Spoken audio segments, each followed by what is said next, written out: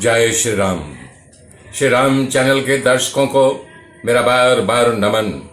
मेरे मित्रों, मैं आशा कर रहा हूं कि आप लोग हमारे साथ बने हुए हैं, हमें देख रहे हैं, हमें लाइक कर रहे हैं, हमें सब्सक्राइब कर रहे हैं, हमारी वाणी को जन जन तक पहुंचा रहे हैं। मेरे मित्रों, कल किसी ने पूछा था नारद का रोल किसने किया था, बताया तो एक दिन विराम हो गया। अब जो परसों कथा किया था वो कड़ी आगे जोड़ रहा हूं। विश्वामित्र जी राजा दशरथ के दरबार में आकर के बताते हैं कि अपना प्रयोजन मैं किस लिए यहाँ आया हूं। उन्होंने राजा दशरथ से कहा कि हे राजन, आप हर ढंग से सुयज्ञ हैं, आप न देने वाली चीजों को भी देते रहते हैं और आप जानते हैं कि मैं बड़े से बड़े यज्ञ करता रहता हूं। और हमारे यज्ञ शुरू करने से पहले ही जब मैं ब्राह्मणों को बुलाता हूं, यज्ञ शुरू करना होता है, तो यज्ञ में हमारे खून, हड्डी और मांस का टुकड़ा निशाचर लोग डाल देते हैं। तब राजा दशरथ ने पहले ही बोल चुके थे कि आप जो कुछ मांगेंगे महात्मन, मैं सब कुछ दूंगा। जब यहाँ उन्होंने कहा कि हमारी चतुरंगड़ी सेना ले लीजिए, एक अक्षणी सेना है, मैं खुद वहां चल करके आपके यज्ञ की रक्षा करूंगा, तब विश्वामित्र बोलते हैं कि नहीं, ये तो सिद्धियां मुझे खुद प्राप्त है, लेकिन आप के ज्येष्ठ पुत्र राम समर्थ हैं, ये यज्ञ की रक्षा वही कर सकते हैं, बाकी कोई नहीं कर सकता है। तब राजा दशरथ जी 2 मिनट के लिए शांत हो जाते हैं कि बोलते हैं मैं क्या उत्तर दूं।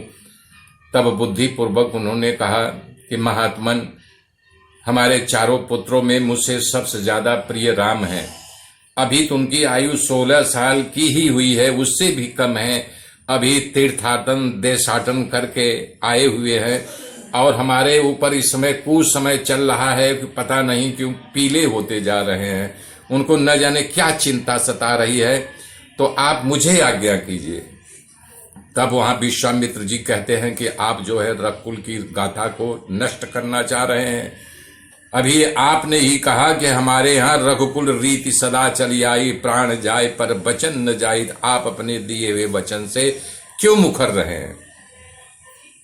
तब वहां की वशिष्ठ मुनि जी उनको संकेत देते हैं कि राजन,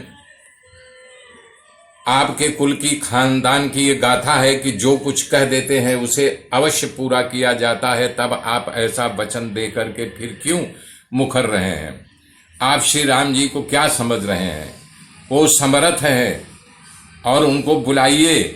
तो ये ले जा करके एकांत में कुछ मंत्रणा करते हैं, कहते हैं कि राजन, जब श्री राम यहाँ से जाएंगे तो आपने अभी हमसे कहा था कि हमारी कुल बधुएं कब आएंगी। विश्वामित्र के साथ जब यहाँ से उनका प्रस्थान होगा तभी आपकी कुल बधुएं इस घर में आएंगी। तब इसके बाद छड़ीदार वहां भेजे जाते हैं, रामचंद्र जी बुलाए जाते हैं। रामचंद्र जी आकर के सबको नमस्तक करते हैं, माथा नवाते हैं। विश्वामित्र को, गुरु वशिष्ठ को, राजन को और जो वहां राज दरबार में राजा बैठे हैं सबको यथोचित जैसे हम आप प्रणाम आशीर्वाद करते हैं वैसे सबको उन्होंने शीश नमाया और आज्ञा पा करके एक सफेद आसन बिछा दिया गया, वहां बैठ गए। तब बोलते हैं कि हे पिताजी, आपकी आज्ञा से मैं देशाटन किया, सारे तीर्थ नदियों में स्नान किया, हमारी बुद्धि प्रवृत्त हो गई, मेरा मन निर्मल हो गया। मैं जानता हूं कि बचपन कैसे बीता। बचपन जो है खेलों में बीतता है।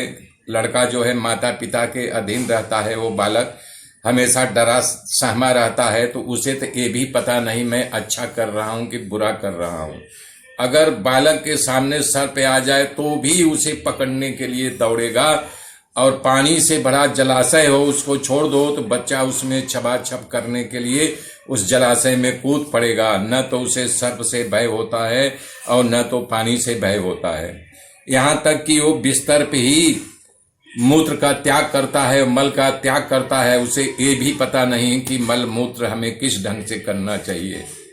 हे हमारे गुरुजन, ते बताइए, बालक जो है एक दुसह पीड़ा को झेलता है और नाना प्रकार के खिलौने से खेलने का आग्रह करता है, कभी कभी दुराग्रह करता है।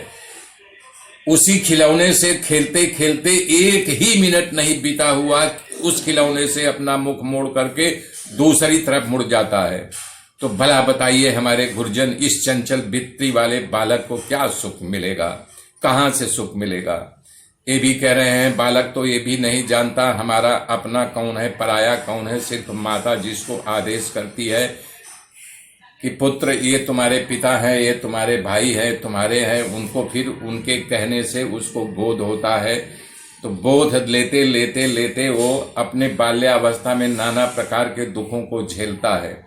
तो भला बताइए इस शरीर को कहाँ से सुख प्राप्त होगा? बाल्यावस्था का तो बता रहे हैं, घनघोर दुसह दुख को झेलना पड़ता है। मेरे मित्रों, अब आगे की कथा कल बताऊंगा। बने रहिए हमारे साथ, देखते रहिए, जुड़े रहिए। हम एक से एक गाथा सुनाएंगे। तब तक के लिए जय श्री राम, जय श्री राम, जय श्री राम।